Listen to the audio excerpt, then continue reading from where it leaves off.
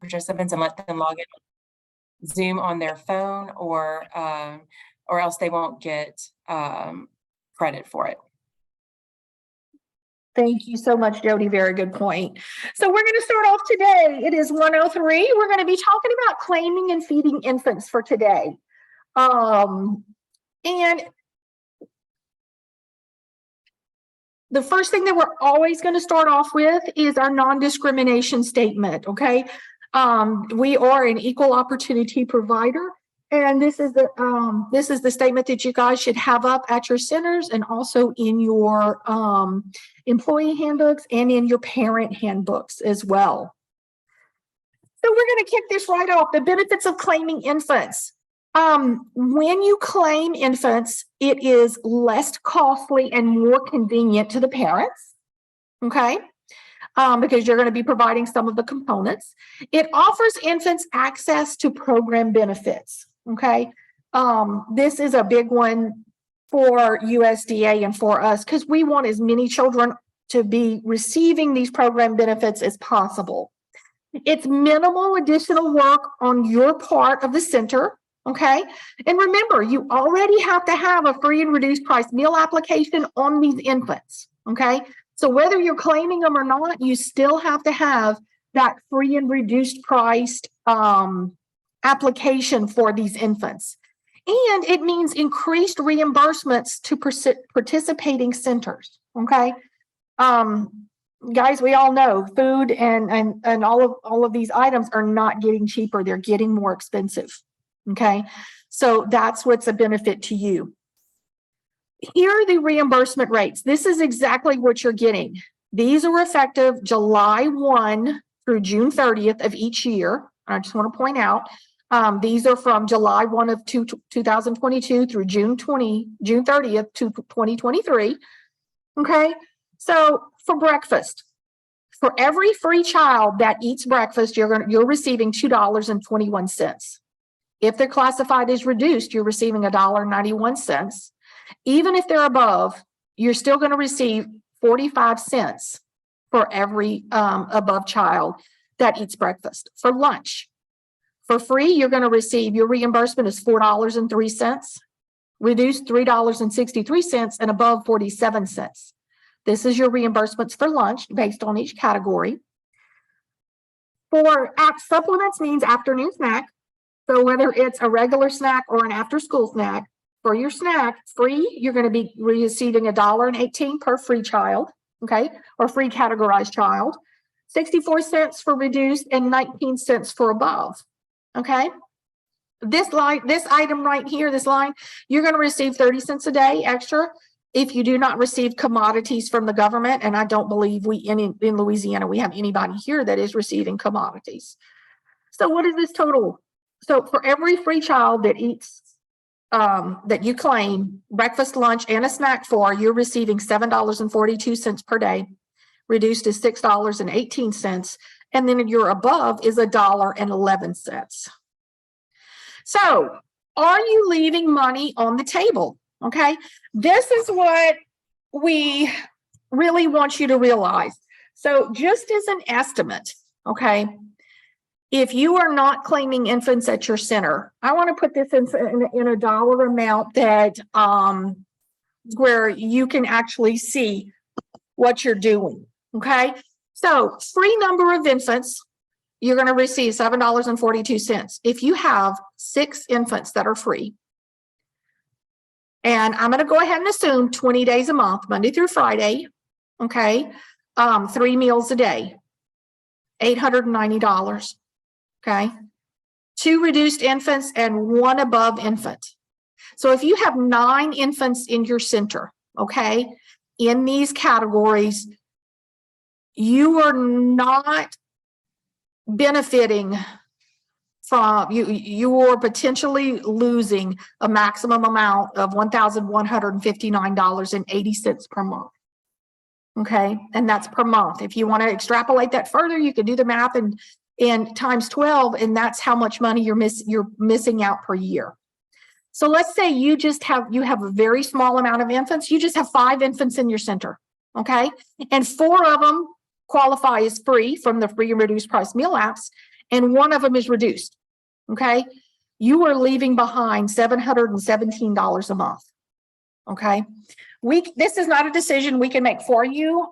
This is up to you, but I just wanted to show you the amount of money that potentially you're probably not receiving if you are not claiming your infants. So what I wanted to tell you, the guidelines for infants. These guidelines are coming straight from the Code of Federal Regulations, okay? So we have this link up here. So when you look this presentation up on the website, you're going to be able to click on this link. It's going to take you straight to the Code of Federal Regulations, and it's going to give you all of the guidelines for Child and Adult Care Food Program. So I've broken out the guidelines for infants. So foods and reimbursable meals served to infants in birth through 11 months must be of a texture and consistency that are appropriate for the age and the development of the infant being fed. Foods must be served during a span of time consistent with the infant's eating habits. Breast milk or iron-fortified infant formula, or portions of both, must be served to infants birth through 11 months of age. The institution or facility must offer at least one type of iron-fortified infant formula, okay? You have to have a house brand of infant formula. But if your parents choose not to use that, then they can still bring that formula and you can still claim that infant. And we're going to expand upon this further. I just really wanted to hit on these guidelines. Meals containing breast milk or iron-fortified infant formula supplied by the institution or the facility or by the parent or guardian are eligible for reimbursement. Continuing on, a parent or guardian may choose to accept the formula offered or decline the formula offered and supply your breast milk or their particular iron-fortified infant formula instead. Okay, so if they choose not to use your house brand infant formula, okay, which could be a generic, which can just be a regular Enfamil or a Similac, okay, and that's not the formula that they want their child on, you can still have them bring that formula, but you get to claim that infant, okay? So, and meals in which a mother directly breastfeeds the children at the child care center, that is also eligible for reimbursement.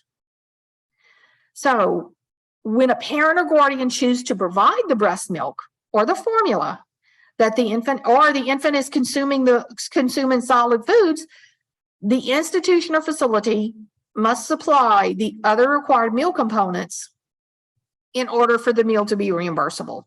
Okay, what this means is once they hit 6 months and they're receiving 3 components, you're as the owner of the center, you have to provide 2 of the 3 components.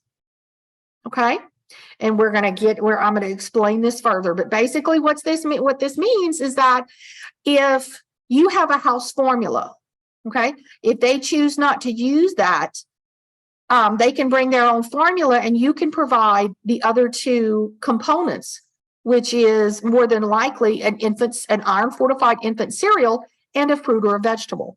Okay, and we're going to get into that a little bit more in depth. So we're going to gradually introduce solid foods beginning at 6 months of age, okay, as it is developmentally appropriate. And meals can be reimbursed when the mom breastfeeds on site. Any ready-to-eat cereal that you may choose at snack has to be within the sugar limit. A fruit or a vegetable must be served at breakfast, lunch, and snack for any infant whenever it's developmentally ready. And things such as juice, cheese food, or cheese spread are never allowable at any time for our infants. So, what can the parents provide?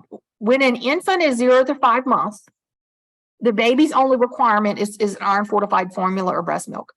If the parent wants to provide that, you still claim that child, okay? you're going to get the full amount. If that's a free baby, you're going to get the $7.42, I believe it was, per day. If the parent wants to send the breast milk, or if they still want to provide their own specific formula, if they choose not to use the house formula, again, you still get that money for that child by claiming them. When the infant is 6 months through 11 months, 3 items can be served for breakfast, lunch, and snack to make a reimbursable meal. And the parents can only provide one of these components, okay? If the parent chooses to use your house formula, then the parents may not provide any of those components, and you would provide the entire, all 3 components. But if they choose to send their own formula, then again, you would provide the cereal and the fruit and the vegetable. Just as a reminder, you guys always follow the regulations of the Louisiana Department of Health and the Department of Licensing. You guys always follow those guidelines in addition to ours, okay? And if one of those has a more stringent guideline than ours, then that's you follow those, okay? So, do you give the baby breast milk or formula? That's a parent choice, okay? You're going to be reimbursed if the parents bring their own Iron-Fortified formula. And you supply the other 2 meal components. The formula and most of the components for the infant menu, it does have to be Iron-Fortified, okay? And what that means is infant formula's got to have 1 milligram of iron per 100 calories, okay, when prepared in accordance with label directions. If a parent's unable to supply the correct or the full amount of breast milk needed, the breast milk can be supplemented with the formula of the parent's choosing. Okay, and breast milk can be served at any age for a reimbursable meal. So what do you look for? Iron-Fortified infant formula. Okay, on the front labels it says with iron. Okay, and it's going to have iron right here. That's what you need, okay? One thing also to note that these formulas must be approved by USDA. I know in the past, unfortunately, we did just come through an infant formula shortage, and the USDA did approve some overseas formulas, okay? But I believe that is ended now, so but it's still, any type of formula that you use has to be USDA approved. So, is the infant developmentally ready? The American Academy of Pediatrics guidelines. The infant is able to sit in the high chair or feeding seat or in an infant seat with good head and neck control. Okay. The baby's going to open his or her mouth when food comes their way. They're going to watch others eat. They're probably going to start reaching for food, and they're going to seem eager to be fed. Okay. These little guys are honest. They will tell you when they're hungry. For the most part, they're going to let you know. They can move a spoon from their mouth back and forth. They will start grabbing things. They'll either use their pincer grasp or their palmar grasp with their hands, and they'll start attempting to pick up food with their fingers or with their hands and get it to their mouths. And then again, the infant has doubled his or her weight to at least 13 pounds or more. Here are signs an infant may be hungry.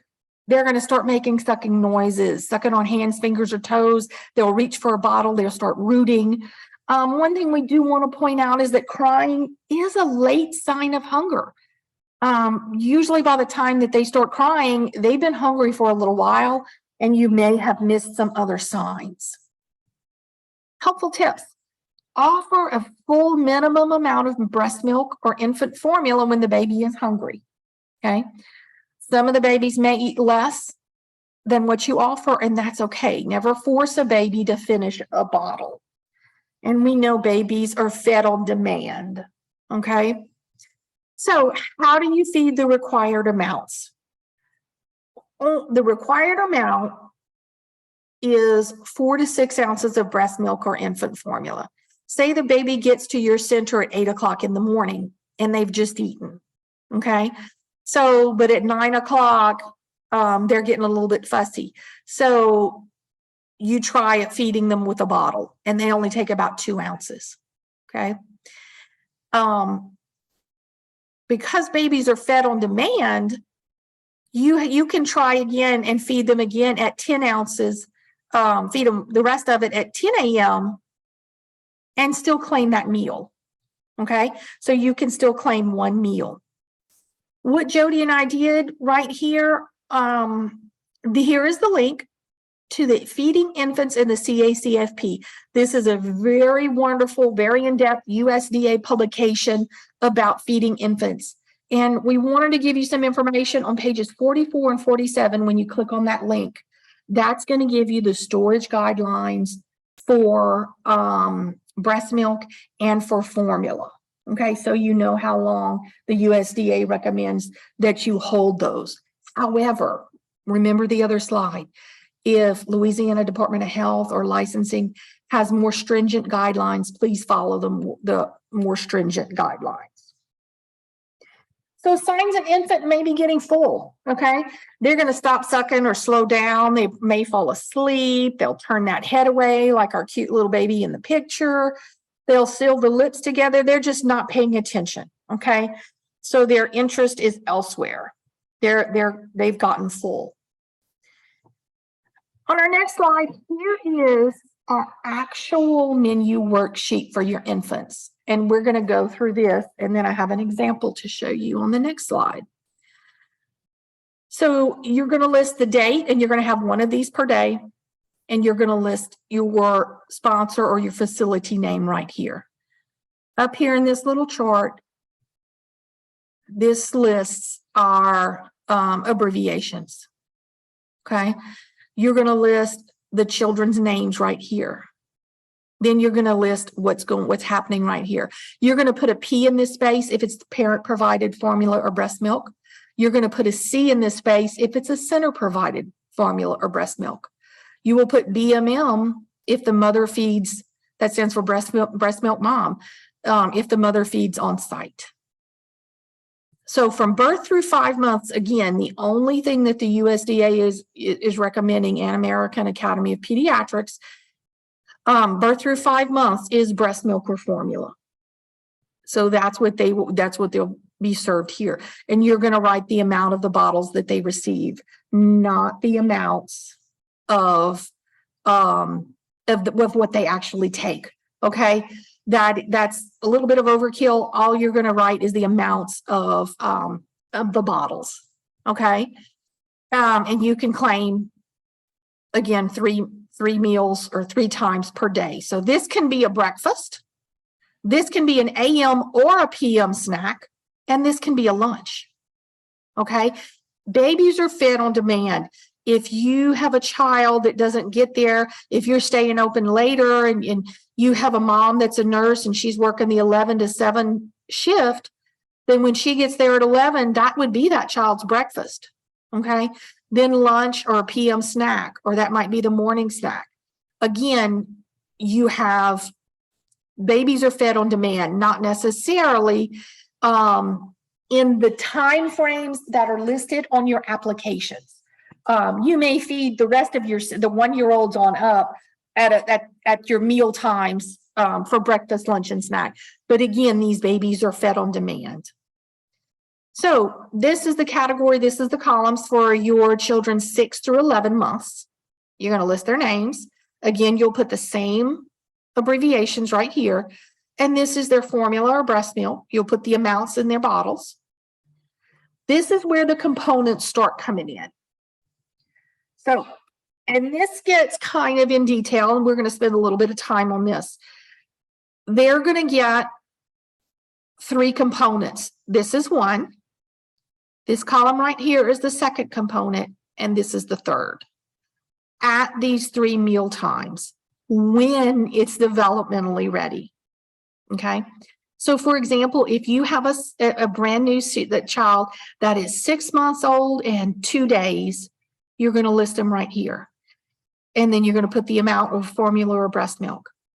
And you're going to have conversations with those parents or guardians that, what have you tried with this child? Okay.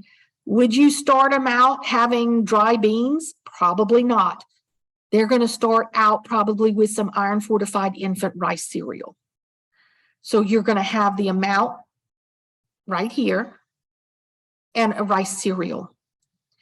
And if they've already started on fruit and vegetables, you're going to list that right here. Now, let's say for this this child is 6 months old in 3 days, and the parents have not given them a fruit or vegetable yet. It's probably not the greatest idea that you start that off, okay? Just in the case of allergies. So right here, you're going to write D. They're not developmentally ready. Okay. Say, for instance, you have another child, 11 months. Okay. You're going to list the amount of formula and breast milk for breakfast. You're going to list the amount of infant cereal or cooked whole egg. So maybe you've scrambled eggs at your center. And this 11-month-old has had eggs. You've communicated with parents. They can have that. You're going to write how many tablespoons of scrambled egg they get.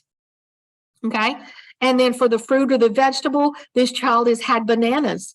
So you're going to put how many tablespoons of sliced bananas that this child has. And they could be eating from your kitchen. Okay, so that's the difference in between a brand new 6-month-old and an 11-month-old that's probably eaten everything. You're going to do the same thing for lunch, formula or breast milk, the component from this column, and then the fruit or the vegetable or both. You're going to list that here. One of the most common technical assistance items that we provide for centers is that for this snack, they will only be fed, and at this time I'll go ahead and come to our example, is they're only receiving 2 components and they won't receive this 3rd component, even though they are developmentally ready. Okay. Hang on, Miss Maria, I see your question to me about, do you have to do this in addition to kid care? No, ma'am, you do not. Hang on to that question and we will be addressing that in a little bit. Because it's actually a whole lot easier for you guys that are on kid care. So continuing on, again, you will provide them these 3 components: the formula, the breast milk, an item right here, and the fruit or vegetable or both. And realize one thing, that our like the bread comes in here, the crackers, the infant cereal or ready to eat cereal, that those can be served at snack. And you'll just write in the amounts right here on these columns. Now, here is your daily menu worksheet record for infants, and this is a screenshot from Kid Care, because we know we are working hard, and Kid Care is working hard as one of our partners to get as many people as we can on Kid Care. So this is a screenshot from Kid Care where you've entered your children. They have a free reduced price meal application. So, and you're going to select for little William right here, you're going to select the components that they receive and what they're serving and your quantity served right here in the amounts from the drop down arrows. And you're just going to hit continue.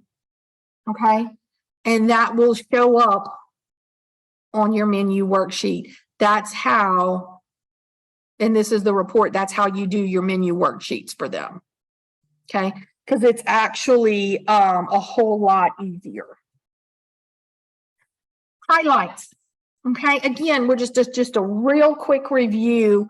Breast milk or formula or portions of both have to be served. This means no whole milk. It has to be formula or iron-fortified formula or breast milk. Okay. If the infant regularly consumes less than the minimum amounts at a feeding, okay, you can serve them less. You're not going to force them to eat. Okay. But you may have to offer that more often. Okay, we are seeing a lot of infants with reflux these days and everything. So you're going to feed you're going to be able to feed and what's appropriate for that child. Infant formula and dry cereal, again, must be iron fortified. Can't say it enough. Any yogurt that you feed the infants it cannot contain more than 23 grams of total sugars per 6 ounces. That is the same guideline at your center for the additional ages of the children. Fruit and vegetable juices must not be served. Any infant 0 to 12 months cannot receive fruit or vegetable juice. And all grains served must be made with enriched meal or flour. Okay. Ready to eat cereals can contain, again, no more than 6 grams of sugar per dry ounce. Iron fortified infant cereal, okay, is the only grain that can count towards a reimbursable breakfast, lunch, or supper in the CACFP infant meal pattern. Bread or bread-like items, crackers, and other things can be part of a snack. Okay. And Jody's going to go into this more in detail. I'm going to hand the presentation off to her. Okay, can y'all hear me? Somebody could put in the chat. I just want to make sure that my microphone's working. Okay, great. So my controls are not, hold on. You're good. Give me 1 second. So can infant cereal be served in a bottle to babies? I know a lot of parents like to do this, but the answer is no, it's not allowed. So you cannot put cereal in a bottle of breast milk or formula unless you have a doctor's note. So my daughter had to have it for reflux. So it's okay if you have a doctor's note, just make sure to get that on file if you need to do that for one of your infants. So creditable foods for infants. These things you can add to your menu for your baby's meals or snacks. So fruits, vegetables, any combination fruit and vegetable baby foods. I know there's combination meats and vegetables or fruits. Those are okay. Your iron fortified cereals, your meats, your meat alternates such as cheeses and yogurt, and for snacks, you can have ready-to-eat cereals, breads, and crackers, and that's just for snacks. So what kind of baby food can you serve in your center? So store-bought baby foods, I know you have some parents that are bringing some in, but if you were like me and you want to buy it ready-made, these are types that you can do. So we can have the mixed veggies and fruits, chicken and veggies, pear, things like this. I know y'all see these in some really weird combinations, but those are all okay to serve. But how do we know if it's creditable? Let's see. So what would not work to serve a baby? Any grain-based desserts, same as your older children. We don't want any cookies or puddings. Those are not credible. Fruit and yogurt products that don't meet the requirements, or any freeze-dried fruit and yogurt. I know the babies love those little melt-aways, but they're not, they don't meet the sugar requirements, so they're not creditable. Or any powdered cheese or cheese foods. Sounds awful, don't serve them. Okay, so combination baby foods. How do you know that it's gonna meet the components? So we need to check and make sure that it's okay to serve it. And a lot of them are, we just wanna ensure that it's okay. So if it doesn't, we need to add to it to meet the full requirement. So, and remember, again, you have to offer the full amount to the baby, but they don't have to eat it. So we don't want you force feeding any infants. When they'll let you know when they're done and they don't want to eat anymore. So how do we know if a baby food is creditable? So is it listed on the container? And we're going to walk you through what that looks like. So on the container itself, it should tell you the combination food, how much sweet potatoes in the jar, how much turkey, and how much grains. So that's how you're going to know if you're meeting the requirement. So how much do you need to offer from that jar? So the range is from 0 to 2 tablespoons. And that will help you introduce new foods slowly. They don't always like foods on the first try. I've heard that it takes 9 times on average for a baby to try a food for them to like it. So don't give up if they don't like it at first. But when they are regularly eating a food, just continue to offer the food until they show signs of fullness. So there are some baby foods that are not creditable. And sometimes they give us some that are very much desserts.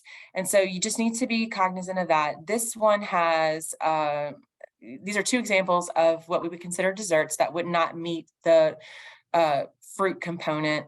So the peach is diluted with the grape juice and all that. So just be careful that you're not trying to claim a dessert base. We don't really want the babies to get used to those dessert foods.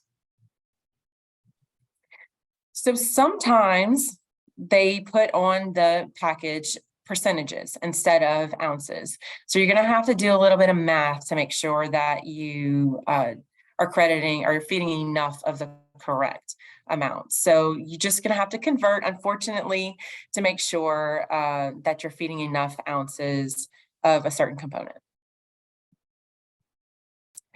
But what if you get a baby food jar? What if a parent brings something in that doesn't have any kind of, or you're at the store and you see, and it doesn't have anything on the package that shows how many tablespoons or how many grams or what percentage?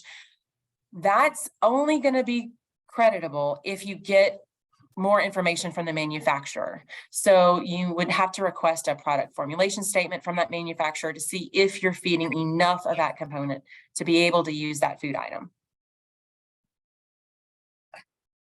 So here's some bad news. I was kind of shocked myself to see some of these things on here, things that are not creditable, which will not count towards your components for infants. A lot of oats are on here and rice.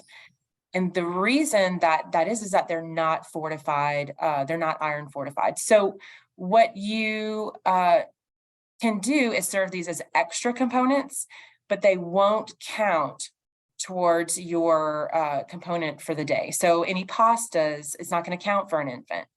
Any nuts or seeds, you want to be cautious with those with infants anyway. So just make sure, we're not saying that you can't serve these things, but they won't count as a component. So make sure to add the components in if these are ingredients in what you're serving.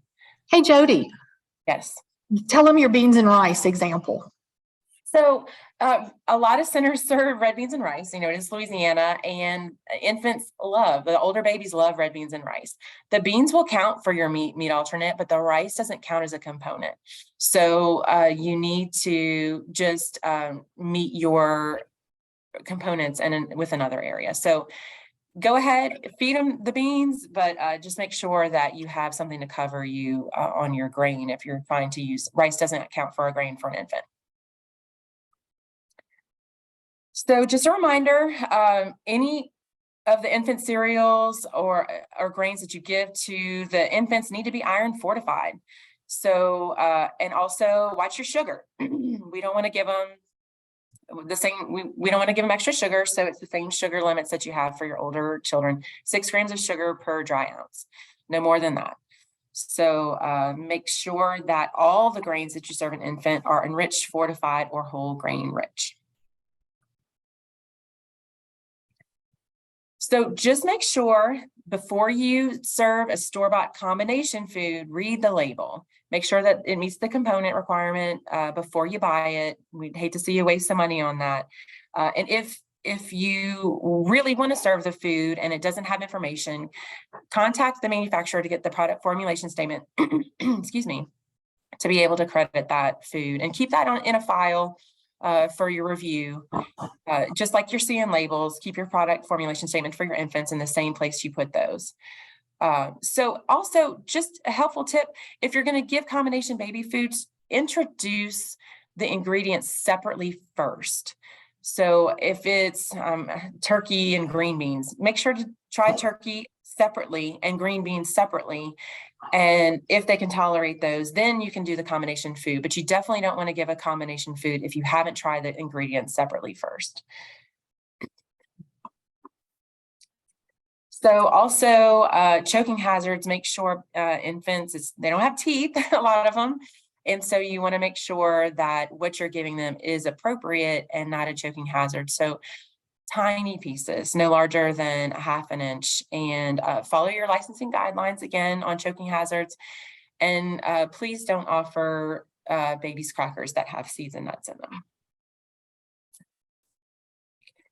So what does the correct snack amount for an infant look like? So you have some extra grain options for snack. You can serve the crackers for snack. You can't serve those at a meal, but you can, you're going to have to serve 0 to 1/4 ounce equivalent of crackers, or a 1/2 ounce equivalent of bread or cereal. And let's see, we have here, what does it look like? Like, how much is a 1/2 ounce equivalent for an infant? So these are some items that a lot of centers serve, we see, and the amounts that you would have to serve to meet that minimum requirement.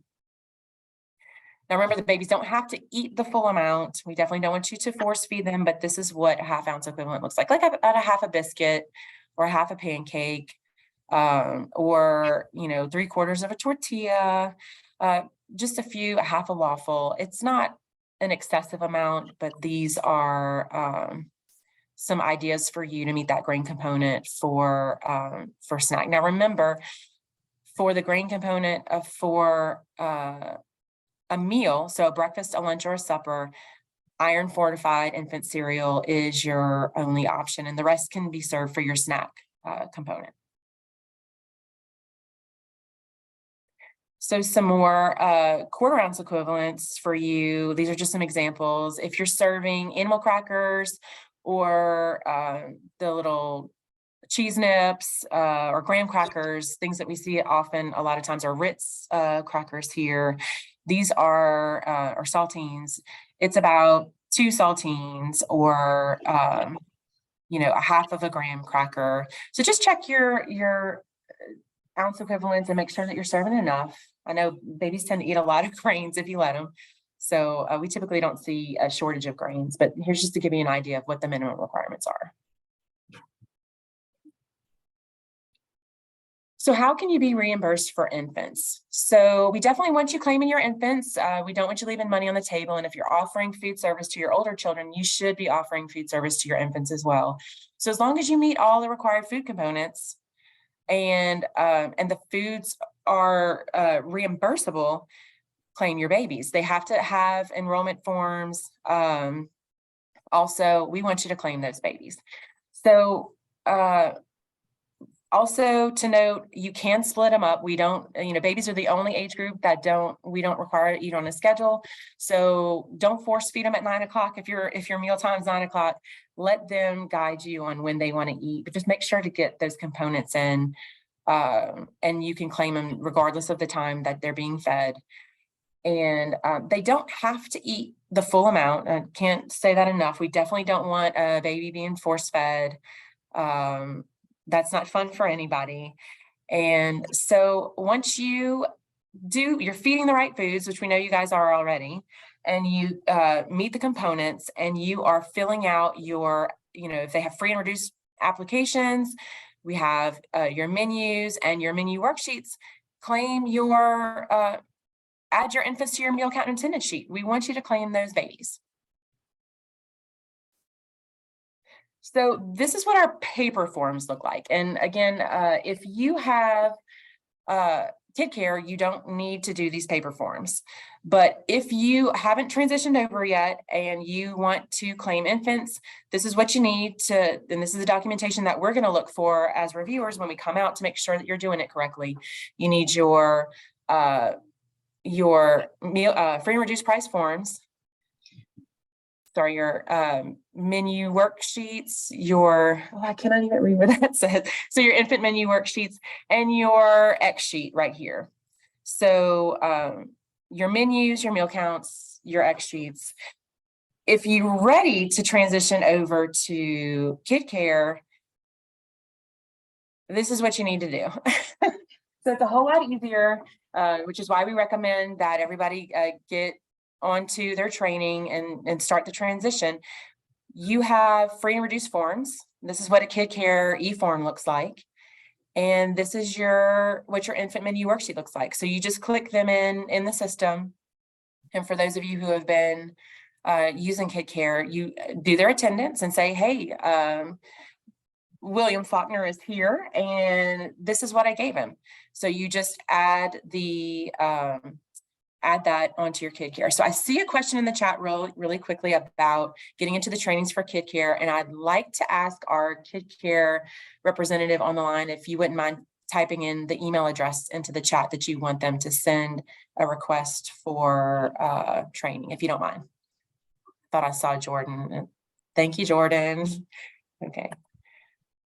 So communication with parents is key. I know feeding babies is tricky, and parents have really strong ideas about what they want you to do with their babies and how they want them fed.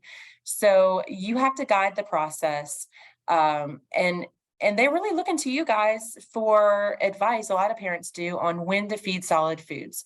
So, when to start introducing those things. So you need to start that conversation about feeding too early. And, if you want your 4-month-old to eat food, well, let's talk about, choking hazards or the benefits of drinking more breast milk and formula, and that the health benefits of preventing obesity. So also, we just would like to note, if a parent wants to add cereal, just some talking points. It doesn't help them sleep through the night, and it doesn't help them eat fewer times in a day. So, and also they need a doctor's note. So let's see. So speaking of doctor's notes, what changes to meals are acceptable if you have a medical statement that states what type of milk is to be avoided. So if they don't want you to serve a certain type of milk, then put that on the doctor's note. And what is a substitute? So that licensed medical practitioner needs to say on that note what they want substituted for that component. So this is, no, it's a lot of information. You guys are doing most of the work already. So I hope if you're not claiming infants, it's really not that scary. Most of the information that we ask for, you're already putting on your notes home to the parents. So you just have to keep that documentation for your state staff, and go ahead and put them on your meal count and attendance sheet, and get your teachers to fill out our forms, or switch over to Kid Care and start entering it in the computer daily, so you can get those reimbursements in, because we definitely don't want to see you guys leaving any money on the table when you're already doing the work. So here is our staff list, and anyone on this list can help you out if you have a question. Certainly you can email Debbie or I, or if you have a preference for someone else, they can also help. So, okay, guys, we have been through an overview of what it takes to claim infants. So what questions do we have? I know there are probably a good many questions out there. We want to give you guys a minute or two. Hit us up on the chat and let us know what your questions are.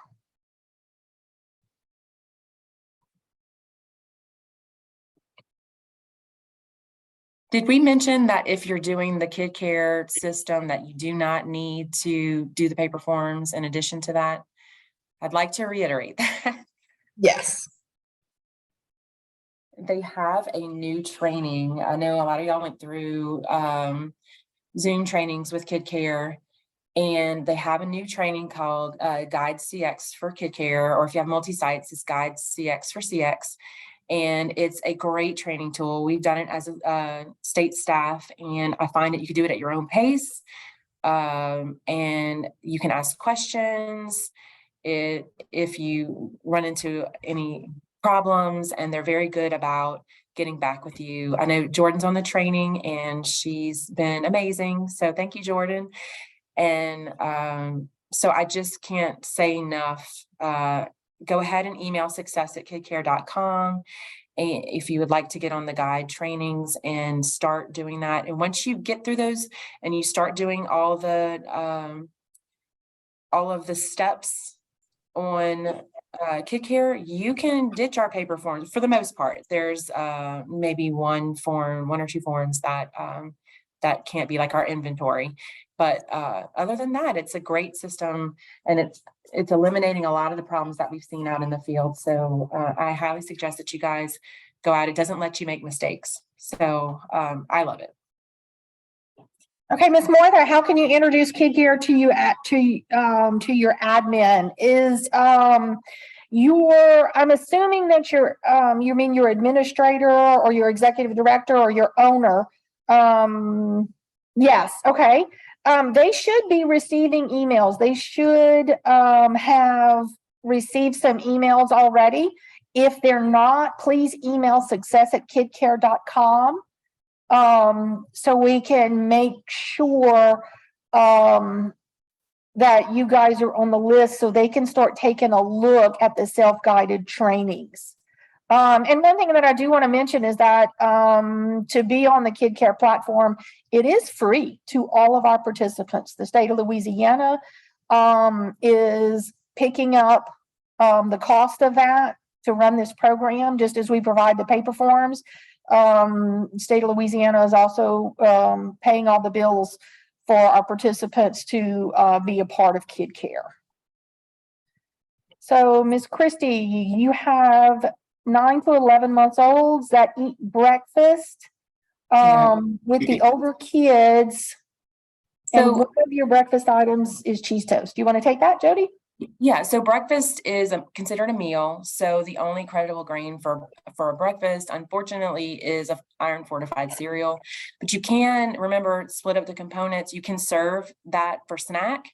And so we're not gonna tell you what time. When they're hungry for something, they're hungry for something. Or you could serve it as an extra component.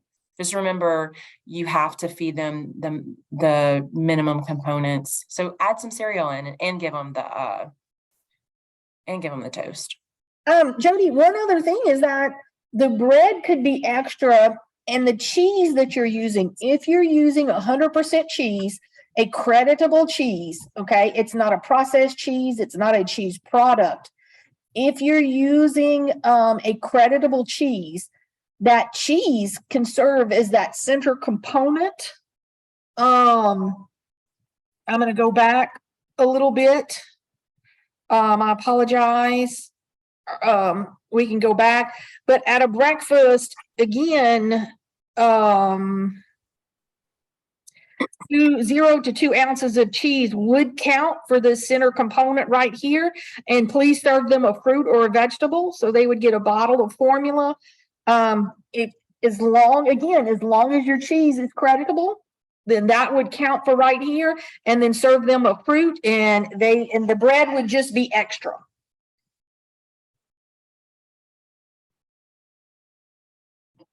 I would like to point out that the only required component is formula and breast milk, and the others are when it's developmentally appropriate. So that is, we don't want to scare anybody off from feeding infants. You know, your really only big mistake you can make is not giving the formula or breast milk. And everything else is just, it's going to be different from child to child and parent to parent. And we recognize that as a state staff. I don't think anybody, I am never going to come in and tell you guys that you shouldn't be doing, this child, it's a dance, and we recognize that it's a dance between you and the parents and the child and what they're ready for that day. So don't be scared of serving, of claiming your infants, because it's really the only major mistake you can make on this is not feeding the formula or breast milk.